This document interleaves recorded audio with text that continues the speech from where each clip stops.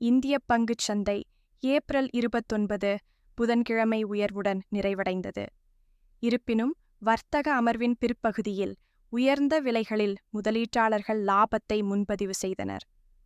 இந்த நிலையில் இன்றைய வர்த்தகத்தில் பங்குச் சந்தை வீழ்ச்சியடைந்துள்ளது.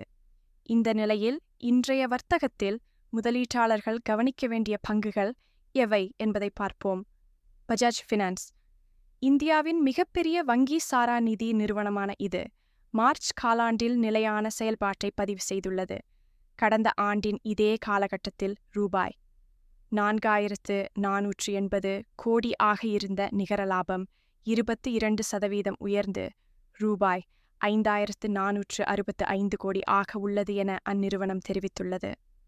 Larson and Toubro L and T metro rail Hyderabad limited நிறுவனத்தில் தனக்குள்ள முழு பங்கையும் ரூபாய் 1461.47 கோடிக்கு விற்பனை செய்வதற்காக ஹைதராபாத் மெட்ரோ ரயில் லிமிடெட்டுடன் ஒரு பங்கு கொள்முதல் ஒப்பந்தத்தில் கையெழுத்திட்டுள்ளதாக இந்நிறுவனம் பங்குச்சந்தை ஆவணத் தாக்கல் மூலம் தெரிவித்துள்ளது. அடானி கிரீன் அத்தானி குழுமத்தைச் சேர்ந்த இந்நிறுவனம் ஆண்டுதோறும் 15,000 ஜிகாவாட் மணிநேரம் வரையிலான மின்கல ஆற்றல் சேமிப்பு திறனை கூடுதலாகச் சேர்க்க திட்டமிட்டுள்ளது.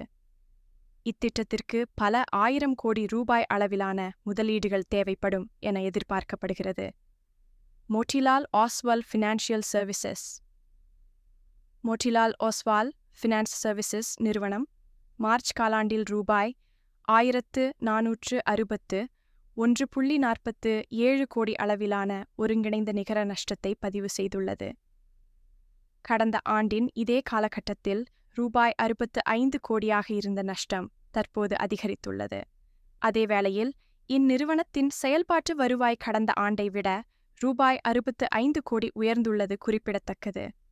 Naveen fluorine international limited fluoro chemicals தயாரிப்பு நிறுவனமான இது 4வது காலாண்டில் ரூபாய் 213 கோடியின் நிகர லாபத்தை பதிவு செய்துள்ளது. கடந்த ஆண்டின் இதே காலகட்டத்தில் ரூபாய் 95 கோடி ஆக இருந்த லாபம் தற்போது 2 மடங்குக்கும் அதிகமாக உயர்ந்துள்ளது.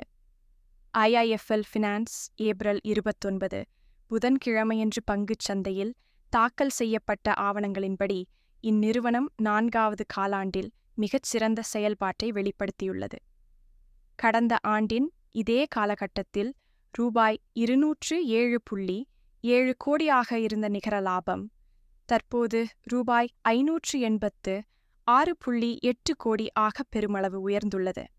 Brigade enterprises limited real estate நிறுவனமான இது பெங்களூருவின் ஒயிட்ஃபீல்ட் பகுதியில் ஒரு உயர்தர கலப்பு பயன்பாட்டு திட்டத்தை உருவாக்குவதற்காக பெயின் கேபிட்டல் நிறுவனத்துடன் 50-50 என்ற விகிதத்தில் ஒரு கூட்டு முயற்சியில் இணைந்துள்ளதாக அறிவித்துள்ளது. ஜானா ஸ்மால் ஃபினான்ஸ் பேங்க் இச்சிறு நிதி வங்கி தனது 4ஆம் காலாண்டு நிகர லாபத்தில் ஆண்டுக்கு ஆண்டு அடிப்படையில் 13.3% வளர்ச்சியை பதிவு செய்து கடந்த ஆண்டின் இதே காலகட்டத்தில் ஈட்டிய ரூபாய் 123 கோடியிலிருந்து ரூபாய் 140 கோடி ஆக உயர்த்தியுள்ளது.